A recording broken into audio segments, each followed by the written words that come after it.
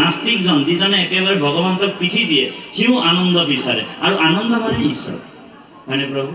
গতিকে সেই আনন্দ বিচাৰি আপুনি মই আহিলোঁ, গুৰুৰূপে ভগৱন্ত কৃষ্ণক আমি জানিলোঁ। গুৰু সেৱা বিনে আৰু ধৰ্ম নাহি কন্ত বুলি কৈছে। সেইটো চৰিত পুথিত কৈছে, বৰ সুন্দৰ দৰ্শন। আপোনালোক গুৰু সেৱাটো মূল বস্তু।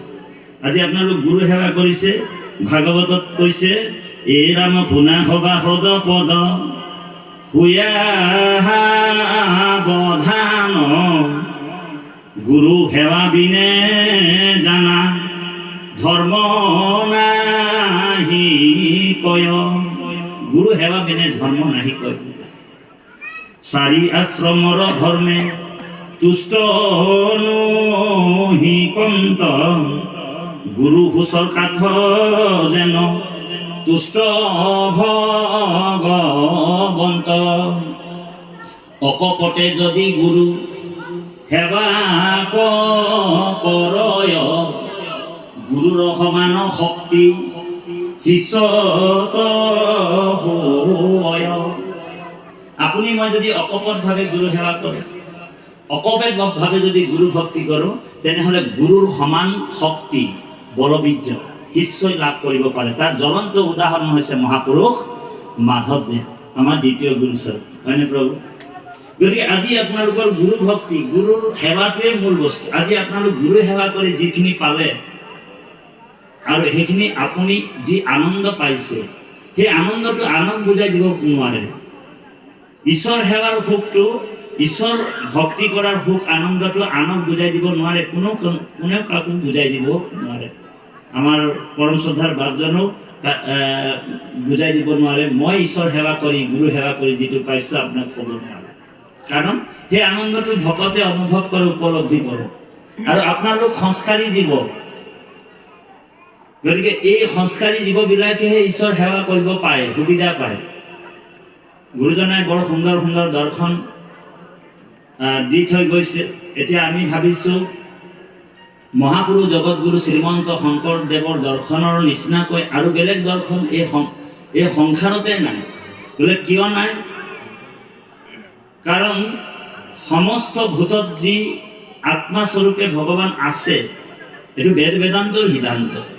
এই বেদ বেদান্তৰ সিদ্ধান্তটো কেৱল গুৰুজনাইহে দিব পাৰিছে। সেইকাৰণে কুকুৰ চিগাল গদৰ বড়ো আত্মৰাম কীৰ্তনত কৈছে, হয়নে বাৰু? আকৌ কৈছে যে বিশেষত মনুষ্য গণত যিটো নৰ বিষ্ণু বুদ্ধি কৰি সৰ্বদায় মান্য কৰে। এতিয়া কুকুৰ চিগাল গদৰ বড়ো আত্মৰাম, সেই আত্মাটো ৰাম আছে, কিন্তু বিশেষত মনুষ্য গণত যিটো নৰ, প্ৰথমে আমি ক'ৰ পৰা অভ্যাস কৰিব লাগে সেইটোও গুৰুজনাই লিখিত কীৰ্তনত, হয়নে বাৰু? প্ৰথমে আমি মানুহৰ পৰা আৰম্ভ কৰিব কৈছে। এতিয়া আমি মানুহে মানুহক দেখিলে কৃষ্ণ বুলি কওঁ নহয় বাৰু? বহুতে আকৌ বহুতে টান পায়, কৃষ্ণ বুলি ক'বলৈ বহুতক টান পায়। আমি মানুহৰ পৰাই আৰম্ভ কৰিবলৈ কৈছে। সেই শিক্ষাটো মহাপুৰুষ জগতগুৰু শ্ৰীমন্ত শংকৰদেৱে দি থৈ গৈছে। কাৰণ যি ঈশ্বৰ উপলব্ধি কৰিব পাৰে, ভগৱন্তৰ সমস্ত ভূততে উপলব্ধি কৰিব পাৰে, তেওঁ মহাত্মা হ'ব পাৰে, তেওঁ সাধু হ'ব পাৰে, জীৱৰ প্ৰতি যোনে উপকাৰ কৰিব পাৰে তেওঁ সাধু হ'ব পাৰে, তেওঁ ভকত হ'ব পাৰে, হয়নে বাৰু?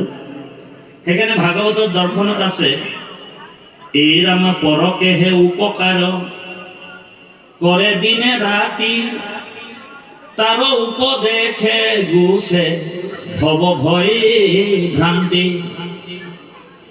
খনিতক নাহি ৰহে হৰি এৰি ভিন্ন জানিবাহা মুনিয়েহি ভকতৰ চিহ্ন। এতিয়া বহুত ভকত বুলি আপোনালোক আমিও কৈ আছে, কিন্তু ভকতৰ লক্ষণটো কি বুলি ক'লে যে পৰকেহে উপকাৰ কৰে দিনে ৰাতি তাৰ উপদেশে গুছে ভৱ ভয় ভ্ৰান্তি খনিতক নাহি ৰহে হৰি এৰি ভিন্ন জানিবাহা মুনিয়েহি ভকতৰ চিহ্ন। সেইজনে ভকত। এতিয়া আমি সকলোকে এক সমান দেখিছোঁ নাই? সৰ্বে ভূতেষু ভূতাত্মা অৱস্থিত বা সৰ্বম বিষ্ণুময়ম জগত, গোটেই জগতখন ঈশ্বৰময় দেখিব পাৰিব লাগিব, সেইজন ভকতৰ চিহ্ন। এতিয়া আমিও ভকতৰ হ'বলৈ যত্ন কৰিছোঁ, চেষ্টা কৰিছোঁ। আমাৰ সঞ্জীৱ বৰুৱা বাবু চেষ্টা কৰি আছে, কৰি থাকক বাৰু অ হৰি ৰাম। কিন্তু এই জন্মত আমি ভকত হ'ব পাৰিম নে নাই কোনো ঠিক নাই। যদি কৃষ্ণই কৃপা কৰে আমি এই জন্মত হ'ব পাৰোঁ, তেতিয়া সেইটো ভগৱানৰ কৃপা বুলি ভাবিব। ভগৱন্তৰ বিশেষ কৃপা যেতিয়া হৈ যায় জীৱৰ প্ৰতি, তেওঁ মহাত্মা, তেওঁ সাধু, তেওঁ ভকত, তেওঁ বৈষ্ণৱ হ'ব পাৰে, যি নিৰন্তৰ সমস্ত প্ৰাণীৰ হৃদয়তে ঈশ্বৰক দৰ্শন পায়। আৰু এই দৰ্শনটো মহাপুৰুষ গুৰুজনে আনিছে। আজি পৰক উপকাৰ কৰিবৰ কাৰণে এই আঞ্চলিকৰ যি অধিৱেশন কৰিছে, আপোনালোকৰ নিজৰ হিতৰ কথা চিন্তা কৰা নাই। এই যে ভাগৱত দৰ্শন মহন্ত সন্তক যে মাতিছে, ভকতৰ পদ ধূলাই এই অঞ্চলটো, এই গাঁওখন আৰু এই যিটো মানে